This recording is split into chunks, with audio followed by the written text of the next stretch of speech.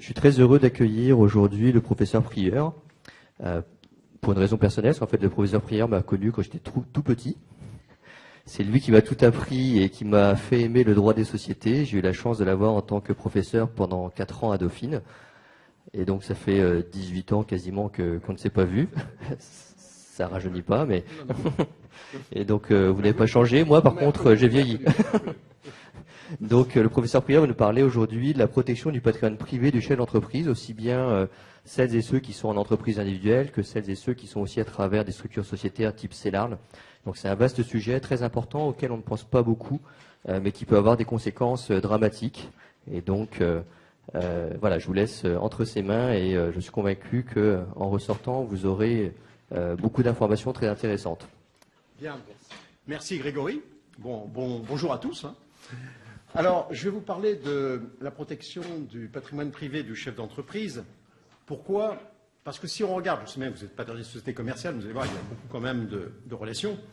Si on regarde les sociétés commerciales, parfois, on observe que administrateur peut rimer avec malheur. Je vous en donne une illustration. Ça fait maintenant quand même pas mal d'années. On avait une société qui s'appelait la NASA, qui était concurrente d'Arty, qui a déposé son bilan, liquidation, et tous les administrateurs ont été condamnés à 400 millions solidairement, si vous voulez, pour insuffisance d'actifs, pour faute de gestion au niveau de la société. Bien. Et un jour, je faisais une conférence de cette nature, et à la fin, il y a une personne qui est venue me voir et dit écoutez, NASA, je peux vous en parler en connaissance de cause, parce que mon oncle était directeur financier de NASA. De façon imprudente, il avait accepté un poste d'administrateur, et jusqu'à la fin des jours, on lui a laissé l'usufruit de son appartement pour vivre. Donc, il est clair que dans certains cas, on peut dire qu'on est en risque. On est en risque également, bien sûr, dans le cas d'une entreprise, dans le cadre d'une entreprise individuelle, puisque si jamais on fait de mauvaises affaires, là, on va être soumis à une liquidation qui va saisir à la fois le patrimoine professionnel et le patrimoine privé. Et il faut dire que sur ce point, on y reviendra, on est devenu très démocratique en ce qui concerne ce type de règles, universaliste, je dirais, puisque, je me souviens, dans une autre vie, j'étais avocat lorsque j'étais jeune, et on mettait seulement en liquidation judiciaire les commerçants. C'était les commerçants, les sociétés commerciales. Après, on est passé aux artisans. Moi, je me souviens, vous ne pouvez pas mettre en liquidation des pertes les artisans. Et puis après, on est passé aux agriculteurs. Et maintenant, c'est toute entreprise individuelle. Je vois à Paris, il y a quand même un sacré paquet d'avocats qui sont en redressement et en liquidation judiciaire pour ne pas payer leur URSSAF, si vous voulez. Donc, il s'agit d'un risque qui est un risque tout à fait patent. Alors, à une époque où il faut promouvoir l'esprit d'entreprise, c'est ça notre question, parce que c'est l'entreprise, qu'elle soit libérale, qu'elle soit commerciale, peu importe, qui est créatrice de richesses et d'emplois. Et donc, il ne faut pas que la prise de risque du chef d'entreprise soit trop importante, si vous voulez, trop importante. Il ne faut pas qu'à l'échec d'une entreprise succède l'échec d'une vie. C'est ça le problème, si vous voulez. Et donc, que ça peut être des problèmes de responsabilité civile, de responsabilité professionnelle, de procédure collective, tout ce que vous voulez. Et donc, pour ne pas courir des risques disproportionnés, ce qu'on peut observer, c'est que quand même, depuis maintenant, je dirais 15 ans, on a eu toute une série de dispositions législatives de nature à préserver ce patrimoine privé. Mais ces dispositions, je vais vous en parler, ne sont pas suffisantes. Et donc, il n'est pas interdit d'être habile. Vous avez parfois le droit des ignorants, et puis vous avez le droit de ceux qui savent et qui savent bien se faire conseiller. Et donc là, on va voir, si vous voulez, de quelle façon, et c'est un peu la démarche que je vais utiliser, c'est qu'on va essayer de recenser les risques et on va voir les protections et quelles sont les bonnes protections à mettre en place, si vous voulez, et à la fin, en distinguant bien ce qui relève de l'habilité, ce qui relève de l'intelligence et ce qui peut relever de la fraude, qui, elle, peut être bien sûr sanctionnée, et sanctionnée de façon même particulièrement rigoureuse. Alors, si vous voulez, on va partir sur l'entreprise individuelle. Et donc là, je suis en présence d'un risque qui est illimité. Au niveau du principe, quand je suis en nom, si vous voulez, je suis sur un risque illimité parce que je peux avoir, bien sûr, un bilan sur le plan professionnel, mais il n'empêche qu'on a un principe en droit français qui est le principe d'unicité du patrimoine et un texte qui remonte au Code civil de 1804 qui dit qu'on répond de ses dettes sur tous ses biens présents et à venir.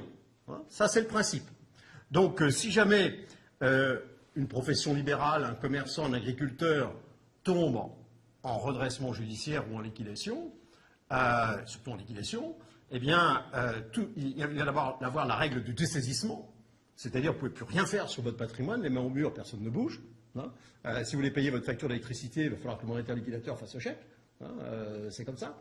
Et donc, au final, tout, normalement, doit être liquidé. Donc là, tout le patrimoine, si vous voulez liquider. Alors, il faut être clair, il faut distinguer les sanctions que j'appellerais pécuniaires des sanctions personnelles. Sanctions pécuniaires, c'est votre patrimoine qui passe. Si certains ont commis des fautes en plus, des malversations, tout ce que vous voulez, enfin, par exemple, le fait de ne pas déclarer sa cessation de paiement dans le délai de 45 jours, là, vous pouvez avoir des règles d'interdiction ou des règles de ce qu'on appelle de faillite personnelle, si vous voulez. Et donc, pendant un certain nombre d'années, vous êtes écarté complètement, une mort civile, si vous voulez, au niveau des affaires. Vous avez une véritable incapacité pour toute une série de professions. Bien. Alors, ceci étant, lorsque on est dans ce cas-là, on peut relever, et on va y revenir, mais que le régime matrimonial, pour ceux qui sont mariés, est en fait important. Parce que si vous êtes sur le régime de communauté, toute la communauté, bien sûr, va répondre des dettes du chef de l'un quelconque des deux époux. D'accord ? Je me souviens, il y a quelques années, j'avais fait faire une enquête par mes étudiants avec la CGPME sur plusieurs départements. On avait envoyé toute une série de questionnaires à des chefs d'entreprise et on avait eu à peu près 300-400 réponses. C'était assez intéressant, si vous voulez. Notamment sur le régime matrimonial. On avait observé que 60% n'avaient pas de contrat de mariage. Donc étaient en risque total au niveau de leur activité. Donc, mais on va revenir sur ce type de questions. Alors, ceci étant, ce qu'on doit dire, c'est que lorsqu'on est entreprise individuelle, on va avoir quand même des effets qui sont assez intéressants, quand même. C'est que lorsque il va y avoir clôture de la liquidation, on a un texte qui dit que, en cas de clôture de la liquidation pour assurance d'actifs, c'est-à-dire 99,9% des cas, les créanciers ne recouvrent pas leur droit de poursuite individuel. C'est gentiment dit, mais ça veut dire que les dettes sont éteintes. D'accord ? Donc, après, j'hérite 2 ans après, 3 ans après, je reprends des affaires, aucune difficulté. Bon. Ça, c'est le premier point. Le deuxième point, c'est qu'il existe quelques protections. Alors, il y en a une, si vous voulez, moi, qui me paraît à déconseiller totalement pour les entrepreneurs individuels, c'est ce qu'on appelle l'EIRL, l'entrepreneur individuel à responsabilité limitée. Alors ça avait été une création de Novelli. Bon, je ne vais pas lui dire trop de mal de lui parce que c'était un ancien Dauphine, mais il avait dit à la sortie d'un conseil des ministres, plus aucun artisan, commerçant, etc. ne sera ruiné avec ce régime de l'entrepreneur individuel. Alors de quoi s'agit-il ?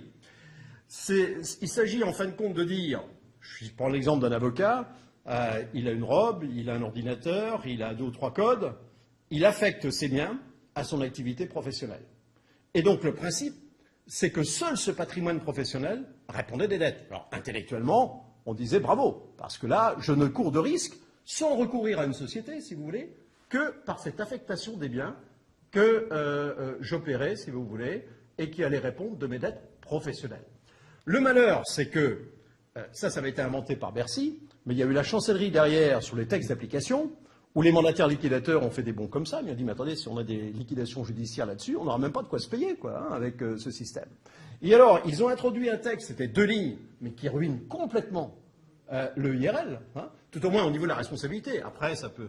Je vois qu'il y a des agents d'assurance qui sont à l'UIRL pour être à l'IS, ça c'est une autre affaire. On peut être à l'IS, ça c'est une autre affaire. Mais lorsqu'on est en risque, il faut faire attention, parce qu'on a introduit dans le droit des procédures collectives un texte selon lequel, en cas de faute de gestion, eh bien, l'entrepreneur peut être condamné à combler, si vous voulez, le passif.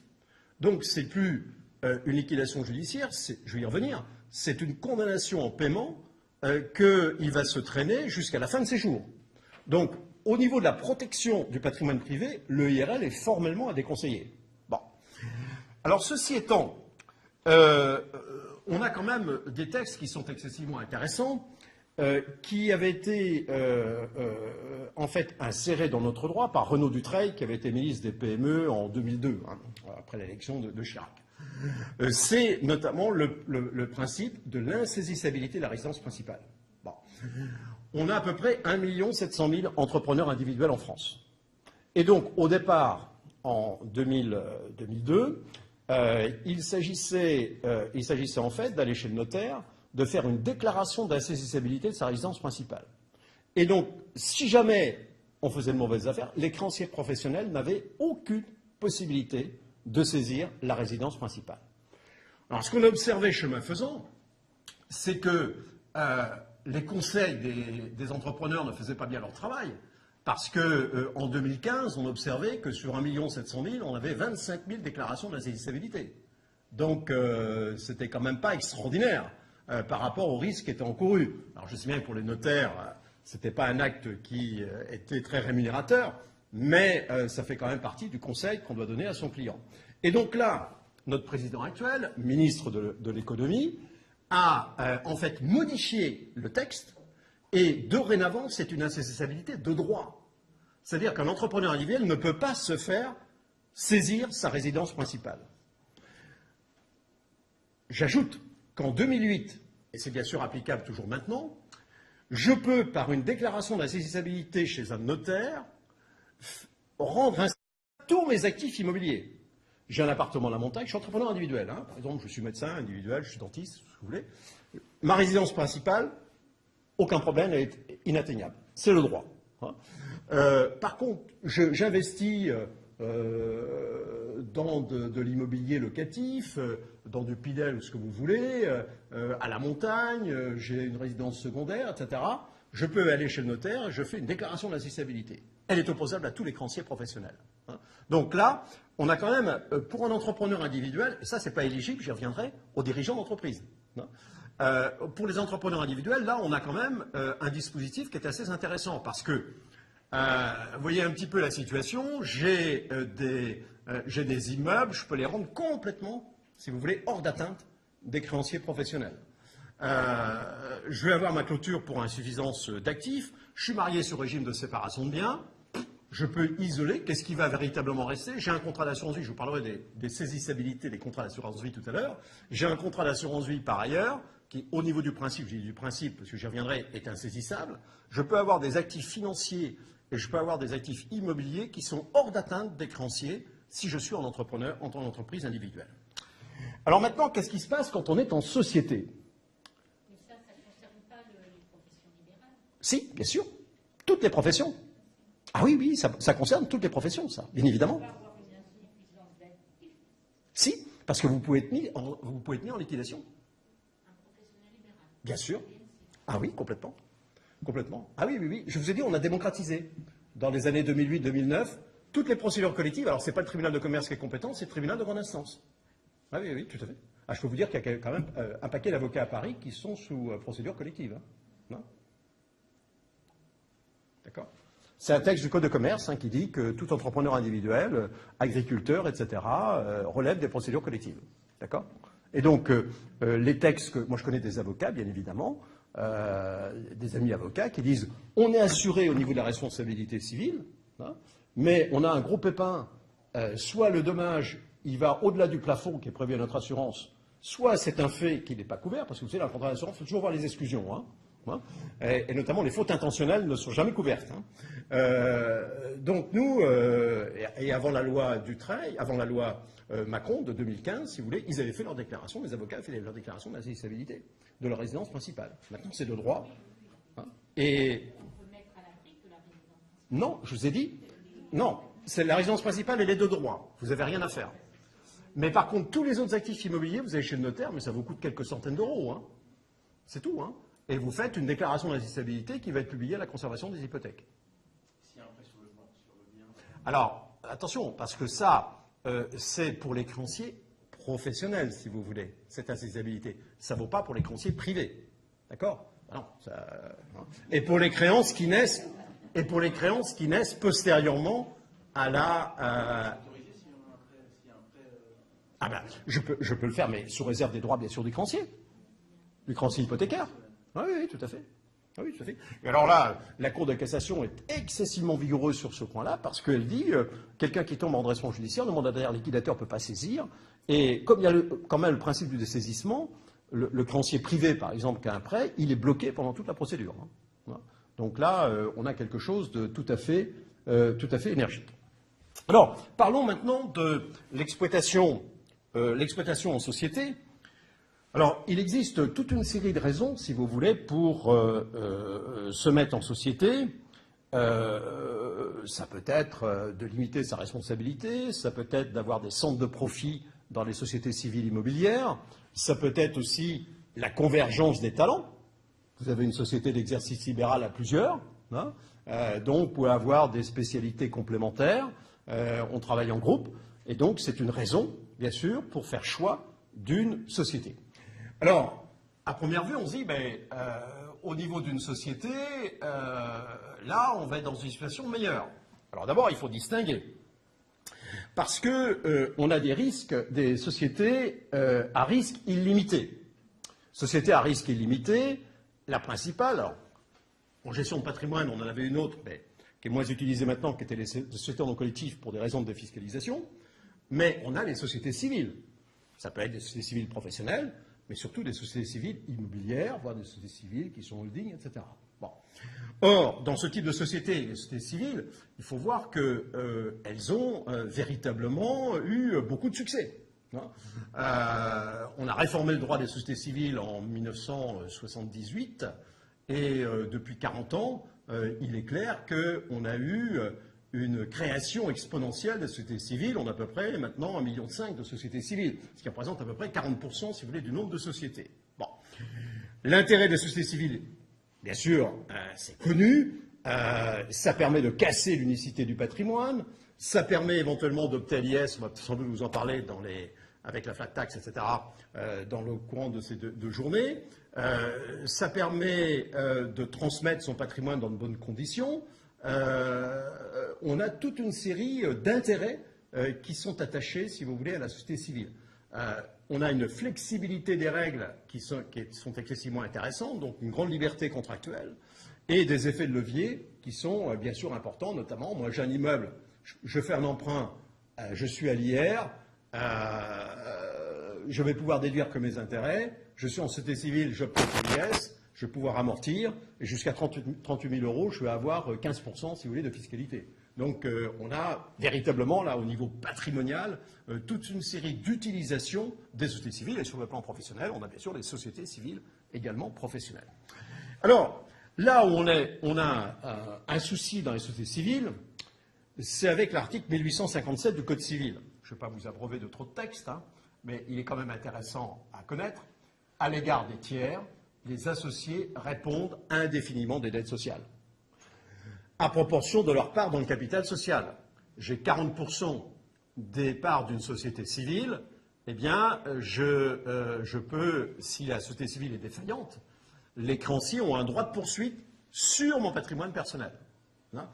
Alors, on a eu une affaire qui avait défrayé la chronique, qui a donné lieu à un arrêt de la Cour de cassation en 2000. C'était l'affaire suivante. On avait un mineur qui s'appelait Cédric, et ce mineur, il avait 96%, c'est ses parents bien sûr qui avaient agi en son nom, qui lui avaient fait souscrire 96% des parts d'une société civile. Et cette société civile avait emprunté plus de 9 millions.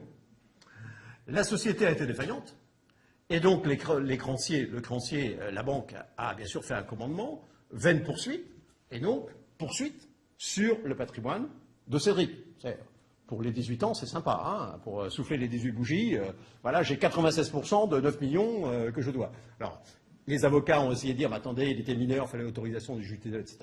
Ils se sont fait renvoyer dans les buts en disant, non, non, pas du tout, c'est la société civile qui a emprunté, c'est pas le mineur, et donc c'est parfaitement valable. Et donc Cédric est bien responsable de 96%, si vous voulez, de la dette. Donc, c'est pas du tout, bien sûr, une hypothèse d'école.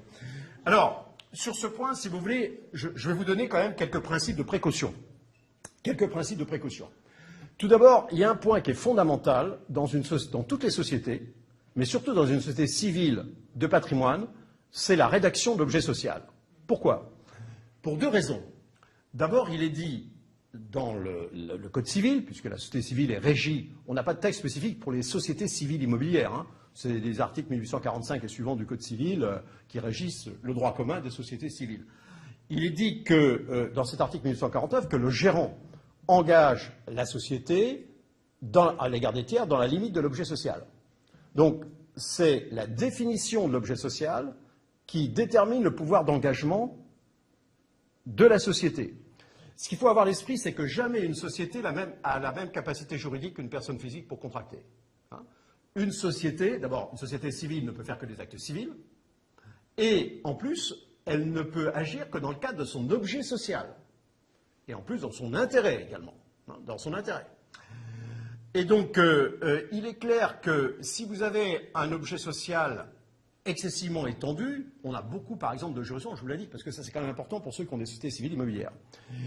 On a eu beaucoup de jurisprudence sur la question de savoir si un gérant, sous sa simple signature, peut vendre l'immeuble, le seul immeuble éventuellement, qui appartient à la société.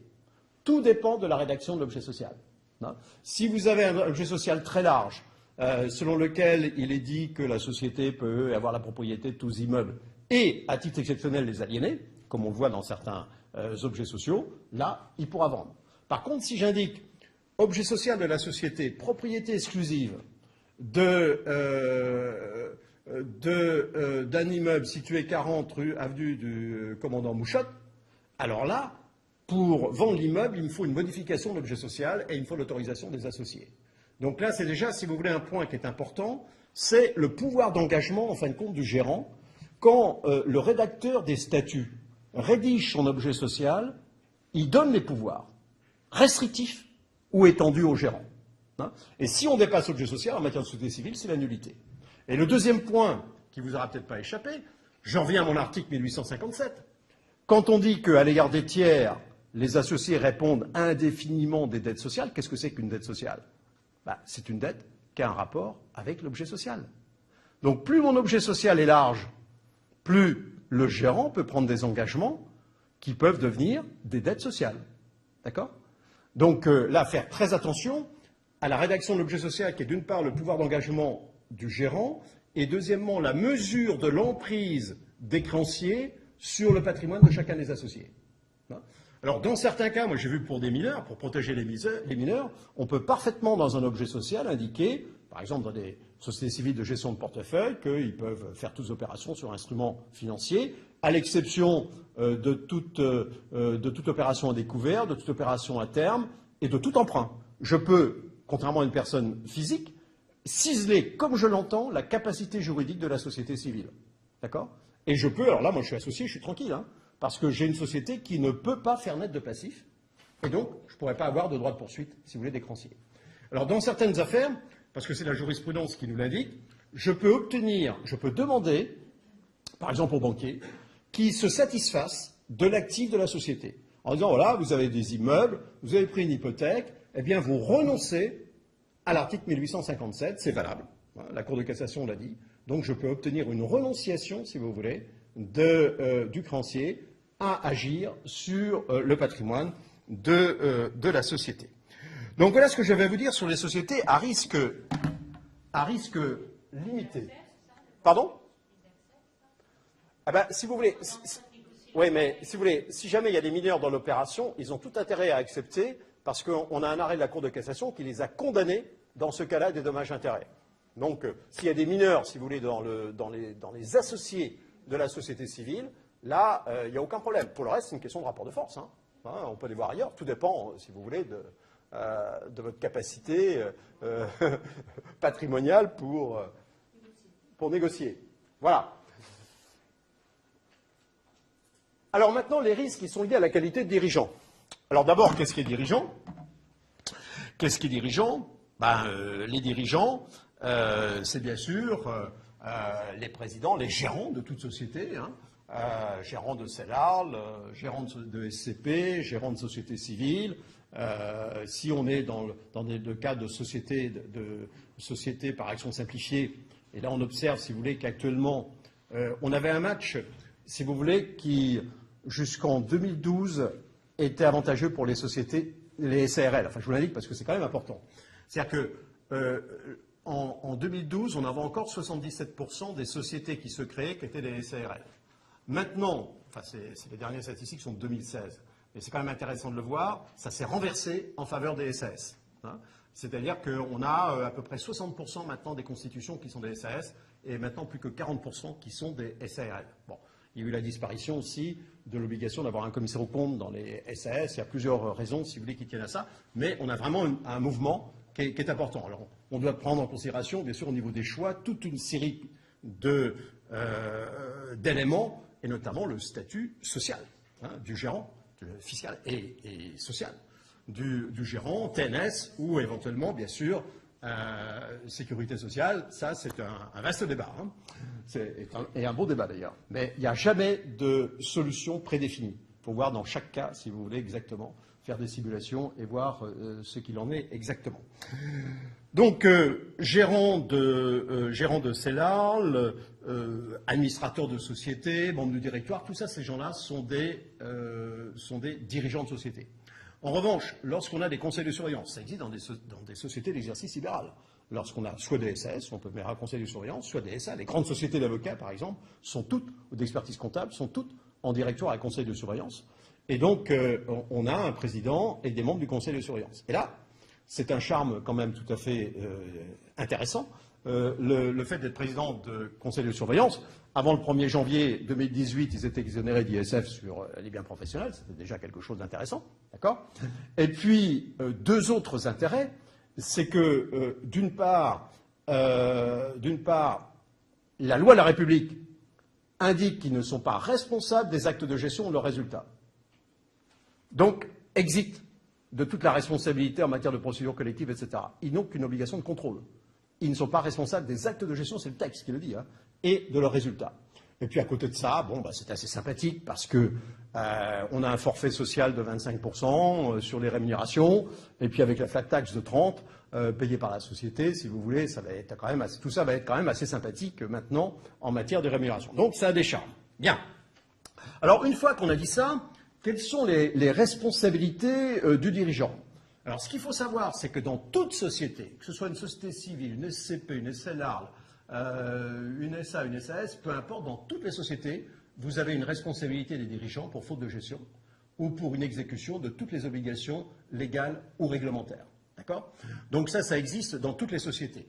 Alors, quand on parle uniquement du préjudice de la société, moi j'ai un associé, j'ai un type qui est gérant, et puis moi je suis associé, il fait des bêtises, et donc je vais intenter une action.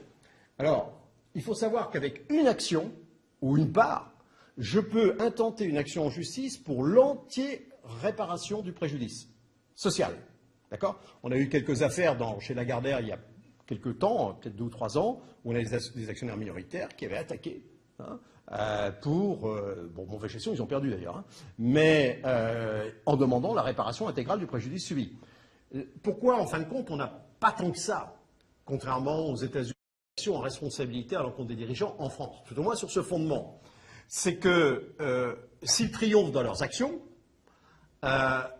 les dommages et intérêts ne vont pas aller dans la poche des associés, mais dans la poche de la société, puisque c'est la réparation d'un préjudice social. Donc quand j'ai une action, j'ai 1% du capital social, je vais avoir 1% des dommages et intérêts, on va m'embarquer jusqu'à la Cour de cassation, ça freine quelques ardeurs, si vous voulez. Hein. Bien. Donc là, voilà ce qu'on appelle cette responsabilité, alors qui va peser sur les administrateurs. On a eu une grosse affaire, c'est l'affaire du Crédit Martiniquais. Je ne sais pas ce qu'ils faisaient au niveau des réunions du conseil d'administration à la Martinique, mais je pense qu'il y avait des après-midi qui ça devait être la sieste. Toujours est-il que le conseil d'administration, c'est lui qui arrête les comptes de l'entreprise. Les provisions n'avaient pas été passées, le fonds de garantie des banques est intervenu là-dedans, ils ont déclaré, c'était bien sûr consacré par la Cour de cassation, condamnation individuelle de tous les administrateurs, si vous voulez, à réparer le préjudice subi, quoi. Bon, alors là, si vous voulez, c'est la totale. Hein. Donc, quand on est administrateur, on est bien sûr également responsable. Alors, une des responsabilités qui est sans doute la plus importante, parce qu'on dit qu'il y a 3 ou 4 dirigeants par jour qui sont condamnés, et quand on regarde les assurances, je vous parlerai des assurances sur tout ça après, c'est le premier risque, si vous voulez, couvert par les compagnies d'assurance, hein, quand on est assuré pour ce genre de choses. C'est ce qu'on appelle l'action en insuffisance d'actifs. Donc je vous en ai déjà parlé. Là, je suis en société. Hein. J'ai, par exemple, une CELARL. Pour X raisons, la CELARL est en état de cessation de paiement. Elle est liquidée. Et on a une insuffisance d'actifs pour désintéresser tous les créanciers. Et donc là, j'ai un texte qui autorise le tribunal de grande instance ou le tribunal de commerce, selon la compétence, hein, à condamner un ou plusieurs des dirigeants à payer partie ou totalité de l'insuffisance d'actifs. C'est ce que je vous parlais tout à l'heure pour la NASA, là, pour 400 millions. Mais quand on parle de 400 millions, moi j'ai vu des dirigeants de SARL, si vous voulez, qui à 65 ans se font condamner à 150 000 € pour insuffisance d'actifs, qui sont sous le régime de la communauté, qui ont déjà mis tout en compte courant au niveau de l'affaire. Là, on observe, si vous voulez, qu'à l'échec d'une entreprise va succéder l'échec d'une vie. Hein. Parce que là, pour ce faire, j'en connais un, il est à 70 et quelques années, il est représentant en 20 pour payer ses dettes. Hein. Parce que c'est une action en paiement, c'est une condamnation en paiement ils vont le traîner jusqu'à la fin de leur jour. Et ce n'est pas éligible au surendettement, si vous voulez. Hein. Donc ça, c'est vraiment ce qui est sans doute le pire. Et ça a été validé par le Conseil constitutionnel. Alors, ceci étant,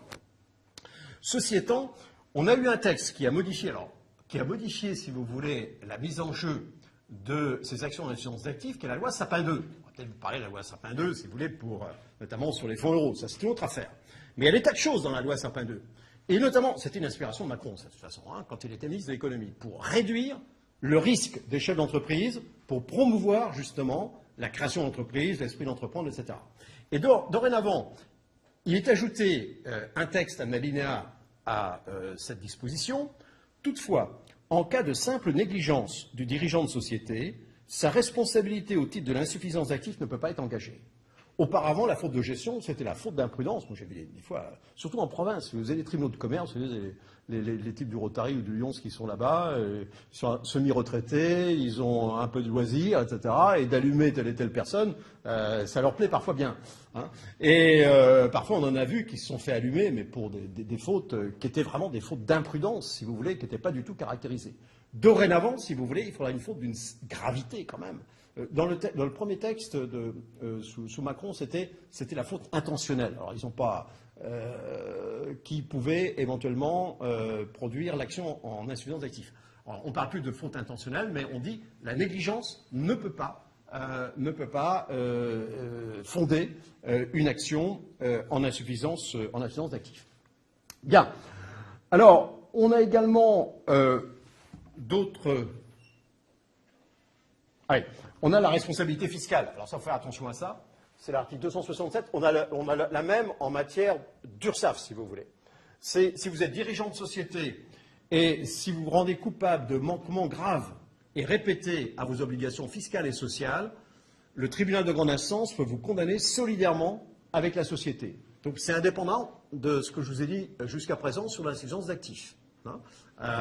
Là, c'est complètement autonome. Le fisc a des armes, l'URSSAF a des armes en cas d'inexécution pour vous faire condamner à payer ce que doit la société en cas de manquement grave. Par exemple, moi, je n'ai pas fait de déclaration de TVA pendant X mois, je n'ai pas déposé mon bilan parce que je ne paye plus mon expert comptable, etc., etc. Bien. Autre chose également, c'est le cautionnement. Ah oui, c'est le cautionnement, c'est intéressant. C'est que quand vous avez notamment une entreprise qui connaît des difficultés, mais même quand elle ne les connaît pas, vous avez les banquiers, vous avez même l'URSSAF, vous allez demander des délais à l'URSSAF ou au Trésor pour payer votre TVA. On vous demande, mais il n'y a pas de souci, ça va être régularisé dans 5 ou 6 mois ou 4 ou 5 mois, vous êtes confiant. Évidemment, celui qui est en face, il ne va pas dire qu'il va se planter dans les 4 ou 5 mois. Et eux, aucun problème, regardez, j'ai des prospects, j'ai des bons de commande, etc. Alors, dans ce cas-là, vous n'allez pas hésiter à nous signer un cautionnement sur vos biens personnels. Bon. Et donc, on avait des personnes, si vous voulez, qui cautionnaient 3 ou 4 fois leur patrimoine. 3 ou 4 fois leur patrimoine. Et donc, qui se tapaient des cautions toute leur vie. Moi, j'ai connu ça à une époque. Et alors, on a eu un arrêt de la Cour de cassation excessivement intéressant, rien à voir avec celui que vous connaissez, qui s'appelle l'arrêt Macron. Arrêt Macron, fin des années 90, vous allez voir, ce n'était pas sur des centimes. On avait un chef d'entreprise qui va voir son banquier et dit, écoutez, voilà, j'ai une lettre de change de 20 millions. C'était en francs. Hein, et j'ai besoin de sous. Donc, monsieur le banquier, escomptez-moi la lettre de change. Le banquier lui dit, il n'y a pas de souci, hein, tout va bien aller, votre client va bien payer, etc. Aucun problème. Alors, dans ce cas-là, vous allez nous avaliser la lettre de change, qui est un cautionnement, si vous voulez. Bon, vous voyez le scénario, le client ne paie pas, la société est défaillante, et le banquier lui dit, monsieur Macron, 20 millions. Hein. Et alors là, les avocats ont dit, attendez, vous, la banque, vous êtes quand même de particulièrement mauvaise foi. Parce que Macron, il a un patrimoine de 4 millions et quelques, il gagne 25 000 francs par mois, c'était en 96 ça, et donc ce cautionnement est complètement disproportionné. Ça c'est un principe, si vous voulez, qui est très en vogue sur le plan juridique, qui est le principe de proportionnalité de la juste mesure.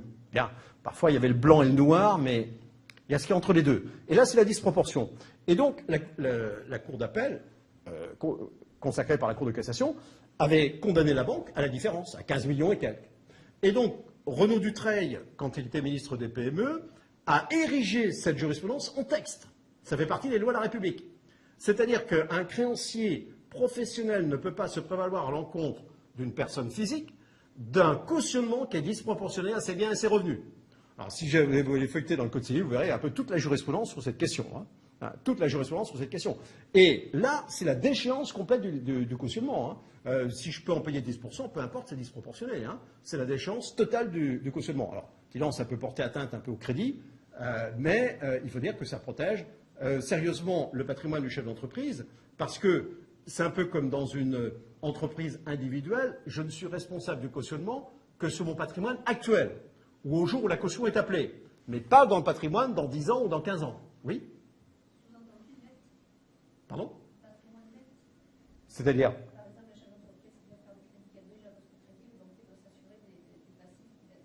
Ah ben des cautions, oui, qu'il a à l'heure. Oui, mais alors le problème, c'est qu'en France, on n'a pas une publicité des cautions.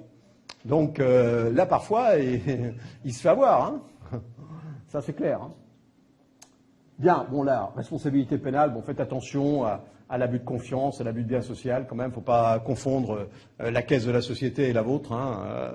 Ça peut entraîner, si vous voulez, quelques inconvénients.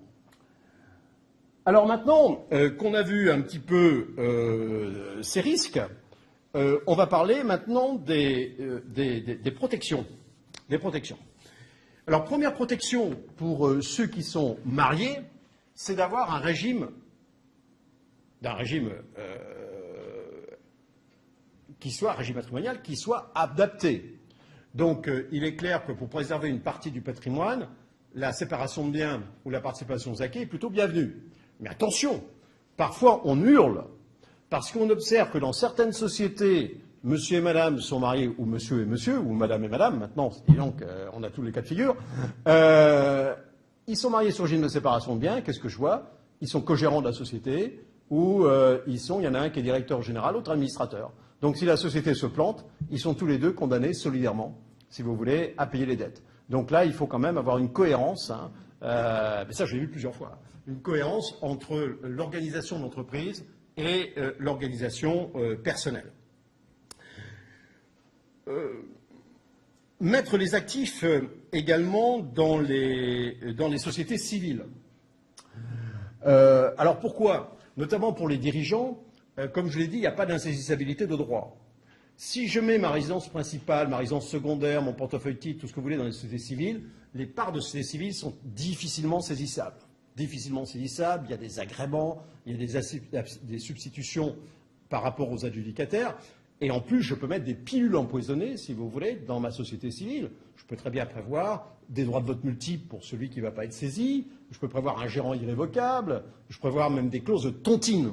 Clauses de tontine, c'est des clauses d'accroissement. C'est-à-dire que tontine, ça remonte à Mazarin, mais c'est très utilisé. Il y a des produits financiers qui sont la tontine. Et on peut très bien faire un tontine sur un immeuble, une tontine sur des parts de société civile. On a eu un arrêt de la Cour d'appel de Paris sur une tontine. Ça veut dire quoi ? Ça veut dire que chacun des associés, en fait, ne va être propriétaire des parts que sous condition de sa survie et du prédécès de l'autre. D'accord ? Donc c'est un patrimoine en instance d'affectation. Et la Cour de cassation nous dit insaisissable. Insaisissable. Non ? Insaisissable. Bien. Donc, je peux avoir toute une série de clauses dans les sociétés civiles, et c'est pour ça, si vous voulez, qu'on a beaucoup de montages dans les sociétés civiles qui sont attaqués pour fraude, parce que les créanciers se retrouvent face à des sociétés civiles qu'ils ne peuvent pas saisir, et ils essaient de démontrer la fraude. C'est-à-dire que ça a été fait à un moment donné, trop tard, si vous voulez, lorsque les créanciers étaient au basque. Moi, si j'ai fait ça lorsque tout allait bien, c'est absolument inattaquable. Hein. On n'a pas de saisie là-dessus. Pardon ? Oui, ben là on peut tout faire. Mais dans une société civile, on a deux sociétés civiles où je peux faire des droits de vote multiples, si vous voulez. C'est la SAS et la société civile. Je vois par exemple de la nation partage, quand on laisse quelque part en pleine propriété aux donateurs, on va leur dire ils vont avoir 100 voix, 200 voix, 300 voix, de telle sorte qu'ils puissent maîtriser des assemblées générales. Hein. Donc, si celui qui n'est pas saisi, qui n'est pas exposé, si vous voulez, à 1000 voix, celui qui va se déclarer adjudicataire des parts de société civile, il va rentrer dans une société civile où il va être complètement coincé, hein, dont il ne connaît pas toujours le passif, etc. C'est pour ça que c'est vraiment un îlot de résistance, si vous voulez, à l'action des créanciers, les sociétés civiles. D'accord ? Alors, l'assurance vie, le principe, c'est l'insaisissabilité. Sauf, bien évidemment, si je suis mis en responsabilité, si ça a été, les primes ont été versées en période suspecte, si je suis mis en procédure collective, ça c'est prévu par la loi, hein, par le Code des assurances, hein, qui prévoit bien sûr la période suspecte en matière de procédure collective, et sauf fraude, si je verse des primes alors que j'ai mes créanciers au basque. Mais si tout va bien, et si je souscris un contrat d'assurance vie, le principe c'est insaisissable, sauf en matière fiscale. En matière fiscale, on a la loi de 2013 sur la répression de la fraude. Alors quand on regarde la loi sur la répression de la fraude, on dit ça c'est pour les fraudeurs. Pas du tout. Toutes les dettes fiscales, on a les premiers arrêts là-dessus, hein, eh bien l'administration fiscale peut saisir la valeur de rachat, en fin de compte, des contrats d'assurance vie. Donc là, il faut le savoir. Par contre, si vous avez un produit financier comme une tontine, là, c'est insaisissable parce que c'est un contrat qui n'est pas rachetable. Enfin, ça, c'est des subtilités, si vous voulez, mais il faut quand même le savoir. Également, si vous faites une donation-partage à vos enfants, par exemple en nue propriété, il est de bon ton de prévoir une clause d'inaliénabilité, si vous voulez, du bien, quoi, de la nue propriété, d'un immeuble, la nue propriété de part sociale, tout ce que vous voulez. Et la Cour de cassation dit qu'à partir du moment où il y a cette clause d'inaliénabilité, qui est prévue par le Code civil, hein, donc ça, on est dans les lois de la République, hein, pendant toute la durée de vie d'ailleurs du donateur, hein, eh bien ça rend insaisissable, si vous voulez, les biens. Hein. Donc c'est quand même quelque chose de tout à fait intéressant.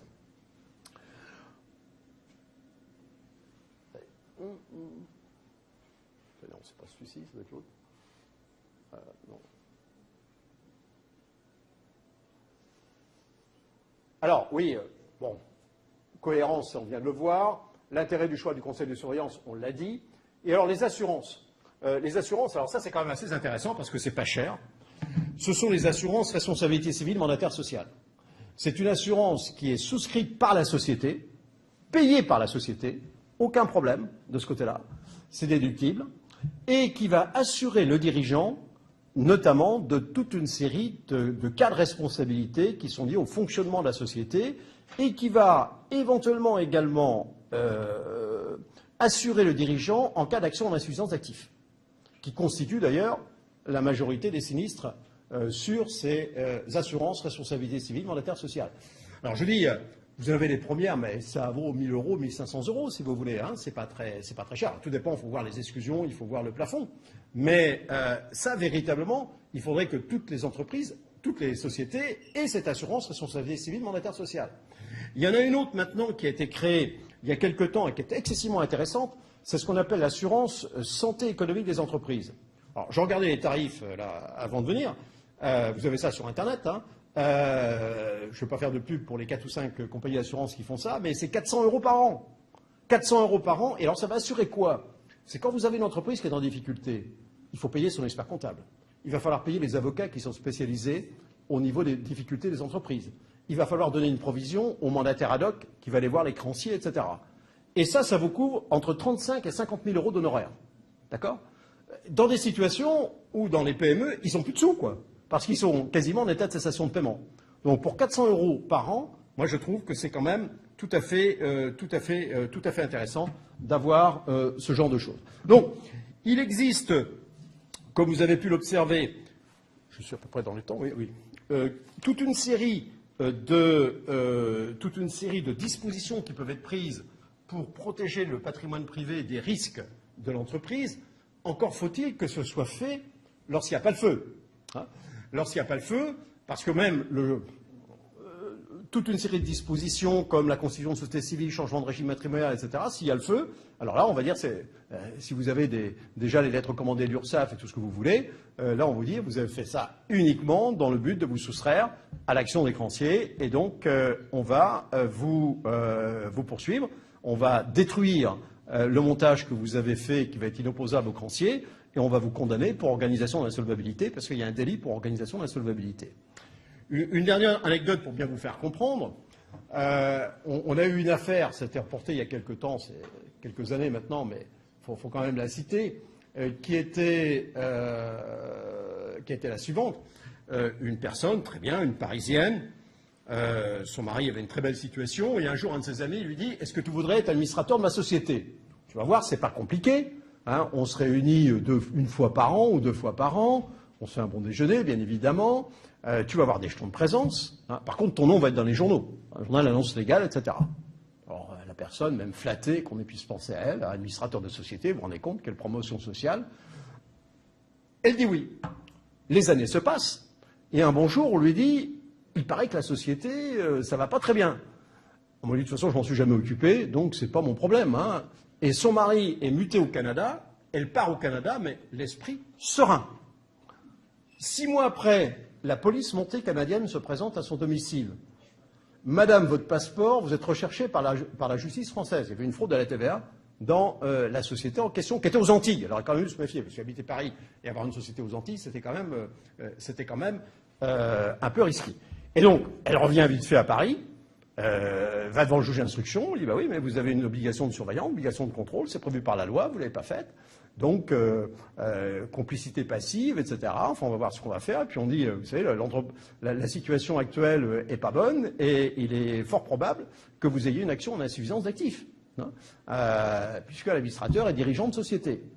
Téléphone à son mari qui est au Canada, il y a le feu, tu rentres. Hein. Et qu'est-ce qu'ils observent? Ils sont mariés sur le régime de communauté. Vite fait, ils vont chez le notaire et ils changent le régime de communauté en régime de séparation de biens. Funeste inspiration. Le juge d'instruction qu'il avait dans le collimateur, mis en examen pour organisation d'insolvabilité. 6 mois ferme, les pinces à l'audience, Fleury-Mérogis. Ça a coûté 7 millions au couple, ce genre de choses. Donc parfois, si vous voulez, il faut faire attention aux risques d'entreprise. Mais je vous l'accorde, le pire n'est pas toujours vraisemblable. Merci de votre attention.